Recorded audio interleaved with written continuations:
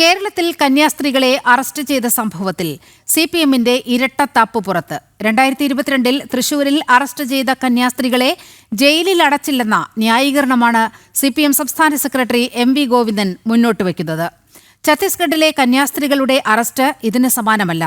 ഇവിടെ കേസ് നടത്തി കന്യാസ്ത്രീകൾ കുറ്റവിമുക്തരായെന്നും ഗോവിന്ദൻ ന്യായീകരിച്ചു. 2022 ജാർഖണ്ഡിൽ നിന്ന് തൃശൂർ റെയിൽവേ സ്റ്റേഷനിൽ ഇറങ്ങിയ 2 കന്യാസ്ത്രീമാരെ മനുഷ്യക്കടത്തടക്കമുള്ള ഗുരുതരമായ വകുപ്പുകൾ ചുമത്തിയാണ് പിണറായി സർക്കാർ കേസെടുത്തത്. ഈ സംഭവത്തിലാണ് സിപിഎം സംസ്ഥാന സെക്രട്ടറിയുടെ ന്യായീകരണം. ഇവിടെ കേസെടുത്തെങ്കിലും അറസ്റ്റ് ചെയ്തില്ലെന്നും രണ്ടും 2 സംഭവമാണെന്നും എം.വി. ഗോവിന്ദൻ ന്യായീകരിക്കുന്നു.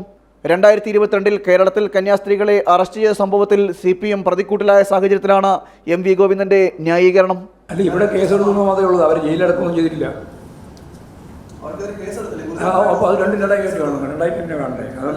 അതൊക്കെ മൂടി വെച്ച് കഴിഞ്ഞാൽ ഇവിടെ ഒരു കേസ് ഉണ്ടായാൽ ആ കേസും അതുപോലെ തന്നെ മറ്റൊരു പ്രദേശത്തുണ്ടായിട്ടുള്ള കേസും തമ്മിൽ താരതമ്യം ചെയ്യാൻ പോലും സാധിക്കുന്ന ഒന്നല്ല. ഇവിടെ കേസുണ്ടായി എന്നുള്ളത് ശരിയാണ്. കേസിനെ അടിസ്ഥാനപ്പെടുത്തിയിട്ട് അവർക്ക് ജാമ്യം കിട്ടി എന്നുള്ളതും കേസ് നടത്തി എന്നുള്ളതും ആ കേസ് നടത്തിയതിൻ്റെ ഭാഗമായിട്ട് ഇപ്പോഴും യഥാർത്ഥത്തിൽ അത് വിടുകയും ചെയ്തിട്ടുള്ളതാണ്. അതിന് സമാനമൊന്നുമല്ല, അത് വേറെ തന്നെയാണ്.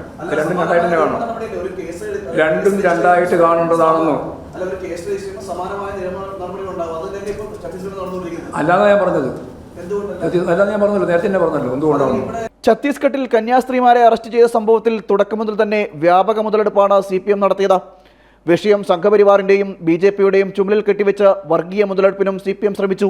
ഈ സാഹചര്യത്തിലാണ് പിണറായി സർക്കാർ കന്യാസ്ത്രീമാർക്കെതിരെ ഗുരുതര വകുപ്പുകൾ ചുമത്തി നിയമ നടപടി സ്വീകരിച്ചത് ചർച്ചയായത്.